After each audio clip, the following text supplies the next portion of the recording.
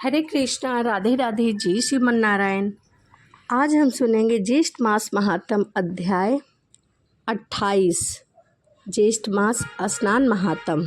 तो आइए मन में श्री हरि का ध्यान करते हुए कथा को सुनते हैं। स्कंद जी बोले कि हे प्रियगण, प्रथम लोक प्रसिद्ध विंदारन नाम का एक ब्राह्मण हुआ। वह वेद शास्त्र का ज्ञाता, धनवान और अनेक भाई बंधुओं से युक्त था।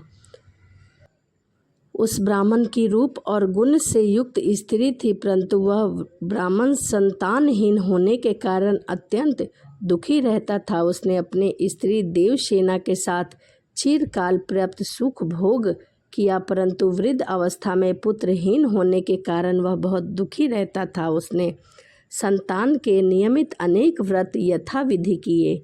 जब वृद्ध अवस्था तक भी उस ब्राह्मण को कोई संतान नहीं हुई, तो वह अपने प्राण त्यागने के नियमित से बड़े भारी गहन वन को चला गया, क्योंकि वह संतानहीन होने के कारण बहुत ही दुखी था। वन में जाकर उसने भोजन और निद्रा का त्याग दिया। चौथे दिन वह ब्राह्मण विकलता के वश होकर उस वन में मूर्छित होकर गिर गया, क्योंकि उसने कई दिनों से भोजन आदि नहीं किया था। सब पर दया करने वाले भगवान उसके निश्चय को देखकर एक ब्राह्मण के रूप में उसके पास आकर यह वचन बोले कि हे ब्राह्मण, तुम कौन हो और यहाँ कैसे गिरे हो, कहाँ से आए हो और अपने प्राणों का तुम त्याग क्यों कर रहे हो। उस ब्राह्मण रूपधारी भगवान के ऐसे वचन सुनकर उस वृद्ध ने कहा कि मैं संतानहीन हूँ। भगवान कहने लगे कि हे ब्राह्मण, तुम अपने घर जाओ और जो व्रत मैं तुमको बतलाता हूँ उसको करो। ज्येष्ठ मास के आने पर जितेंद्रियां होकर प्रतिदिन सूर्य उदय के समय स्नान करना और भगवान नारायण की पूजा करना, यह प्रतिदिन का नियम कर लेना। 1 मास तक ब्रह्मचर्या रहकर पालन करना।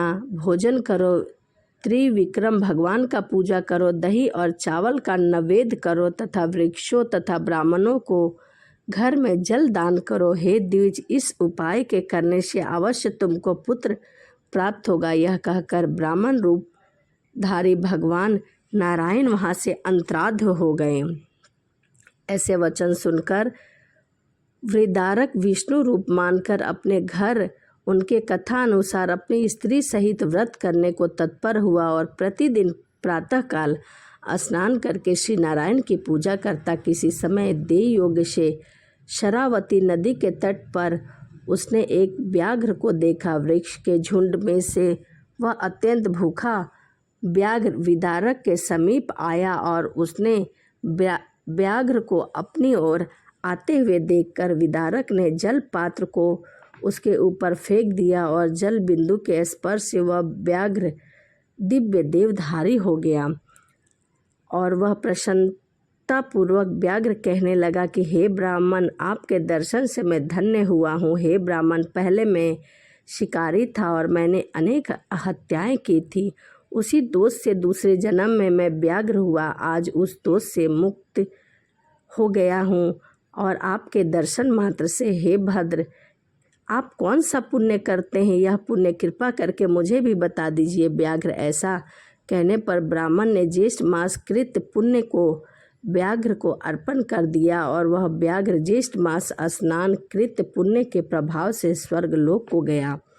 उसके पश्चात वृदारक ब्राह्मण ने फिर उस व्रत को किया और उस मास व्रत के प्रभाव से उसे महान तेजस्वी एक पुत्र की प्राप्ति हुई। वह पुत्र बहुत ही सुंदर था। वह पुत्र के होने पर वृदारक ब्राह्मण ने उस अद्भुत ब्राह्मण विष्णु को वचनों को सत्य माना। स्कंद जी कहने लगे कि हे श्रेष्ठ ब्राह्मण, मैंने आपसे ज्येष्ठ मास स्नान व्रत का महात्म कहा। जिस मास स्नान के जल बिंदु मात्र से स्पर्श से यह परम हिंसक व्याघ्र होकर मुक्त हो गया, इसे स्वर्गलोक की प्राप्ति हुई। और उस विदुर को, उस बूढ़े ब्राह्मण को पुत्र की प्राप्ति हुई और विदारक ब्राह्मण को विष्णु सदृढ़ और विष्णु भगवान का यह भक्त पुत्र अत्यंत हुआ। अब आपकी क्या सुनने की इच्छा है सो आप मुझसे कहिए ताकि मैं इसे सुना सकूं। इति श्री ज्येष्ठ मासे महात्म स्नान 28वां अध्याय संपूर्ण। यहीं पर ज्येष्ठ मास की कथा अध्याय 28 संपूर्ण होता है। तो चलिए इसी के साथ वीडियो को समाप्त करते हैं और मिलते हैं अगली वीडियो में। सभी को राधे राधे, जय श्रीमन नारायण, हरे कृष्णा।